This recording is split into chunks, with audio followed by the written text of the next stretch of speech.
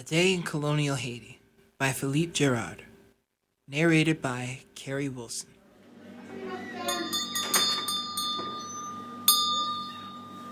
9 a.m.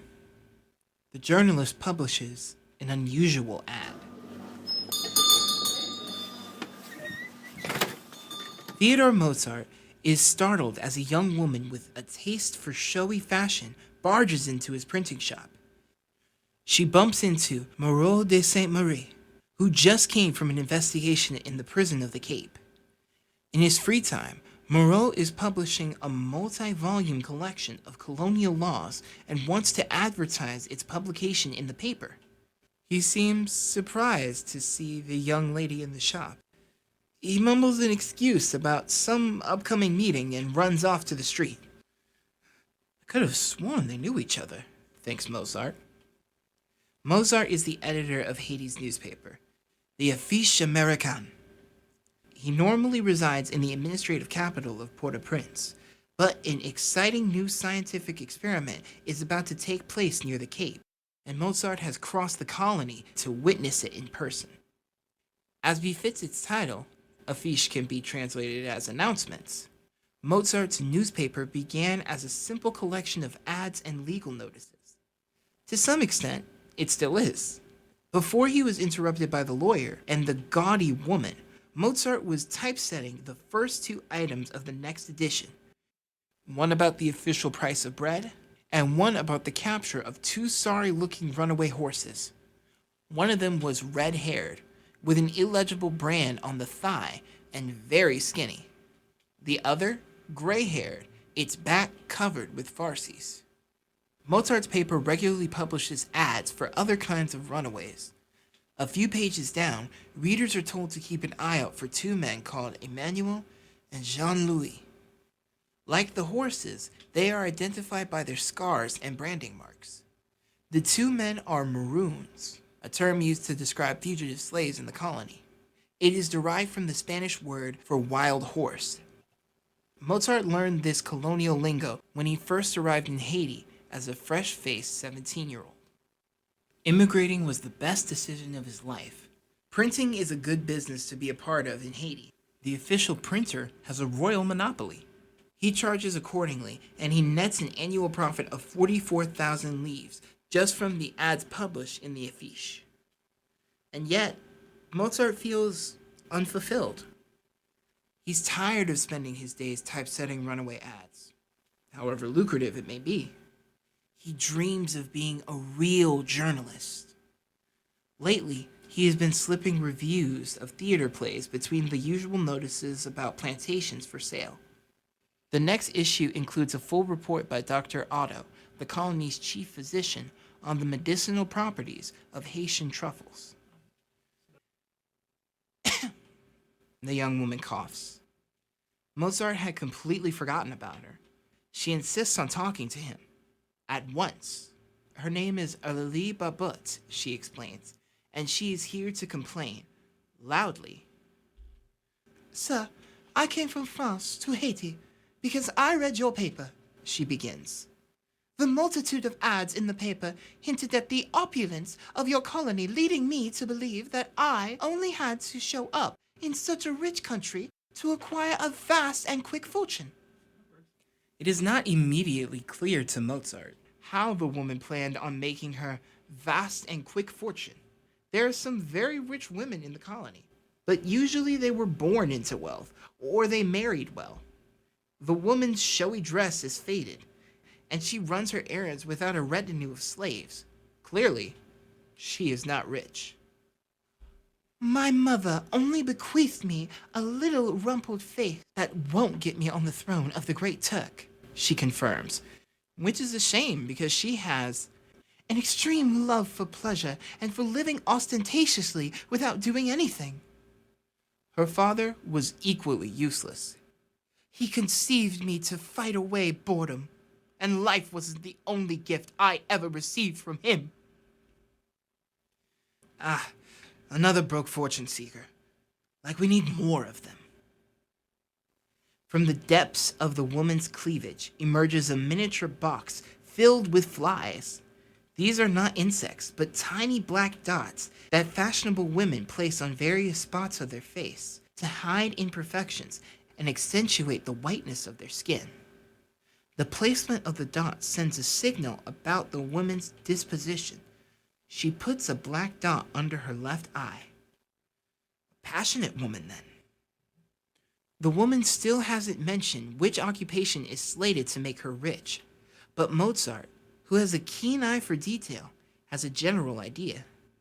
Her pungent perfume and showy rouge hint at an ancient profession, one that is common in a colony overflowing with sailors and soldiers. Probably a prostitute, and not the only one in the Cape. So many colleagues came here with the recent cavalcade of ships that I despair of succeeding without your help, she confirms. You have no idea the number of demoiselles who are here now, without counting the negresses, multitresses, quadroons, octoroons, and a few other exotic racial categories for which there is no modern-day English language equivalent. Sadly for this woman, men in the colony tend to fetishize mixed-race Creole girls. So business is scarce, and she only has 2 gourds left in her purse. Luckily, I am clean as far as this goes. Well, there's that, Mozart notes to himself. Venereal diseases are a plague in the colony, so a clean prostitute is worth her weight in gourds. But when will the garish gal get to her point? It's almost 10, and Mozart still needs to finish typesetting the next edition. Barbette notices his impatience, thinking he's yet another man eager to finish his business quickly. Bah! This is not what I wanted to tell you. Here I am in the Cape, led by your papers. They are the cause of my journey, and they are responsible for saving me. Given my distress, I don't think you'll deny me the privilege of getting laid in your ads.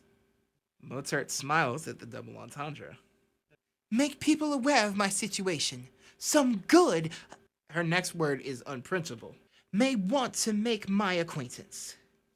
Better to omit this technical term in the ad, Mozart notes to himself. Publishing an ad for a prostitute in the colony's official paper would be controversial enough. No need to further antagonize the censors by printing obscenities. I promise I won't get my clients an opportunity to get bored, she pledges. We'll go chock-a-block, so they say on board. The woman has not broached the delicate matter of how she will pay for the ad. Mozart presses her on the issue. If your newspaper helps fulfill my wishes, I will owe you the gratitude of a pretty woman, and I will come special to pay my debt in person. Well, there's that. The woman abruptly turns around and leaves the printer's shop, a cloud of cheap perfume trailing her. Mozart is unsure what to do with the woman's unusual ad or her even more unusual method of payment. Censorship is the norm in Haiti. A bookseller was once jailed for selling a tableau of conjugal love, a medical treatise about male and female reproductive organs that contained overly precise descriptions of the clitoris and its role in pleasuring women. In France proper, the Marquis de Sade's notoriously kinky novels earned him a cell in the Bastille prison. But censorship is not absolute.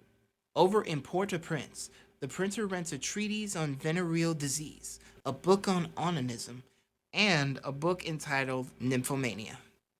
Only one topic is truly taboo: the abolition of slavery. Mozart thinks the matter over. The colony's lieutenant governor, who is tasked with censoring the newspaper, is visiting the southern city of Kai. Now is the perfect opportunity to publish the woman's colorful ad in full, double entendres and all. That will show my readers that I can rival the wittiest gazettes in Paris. Mozart does plan to add 2 comments to appease the authorities. He will explain that his only goal when publishing the prostitute's tales of woe is to warn other demoiselles of her kind against coming to the colony. Mozart will also be careful to note that, despite her enticing offer, He exempted Miss Barbet from any type of payment, whether in cash or in kind. This is a note by the historian. Colonial authorities were not pleased with the publication of such a, quote, indecent letter by a prostitute, even if it was tongue-in-cheek, and they chastised Mozart for his impertinence.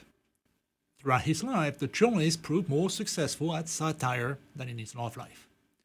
The first woman he ever loved left him for his brother, his first wife cuckolded him, and then killed herself, and his second wife divorced him. Mozart left Haiti after the 1791 slave uprising, served as French consul in Boston, and died in Naples in 1810. The fate of the woman, Eulalie Barbotte, is unknown. This book is available on Amazon as an audiobook, a Kindle ebook, a paperback, and a hardback.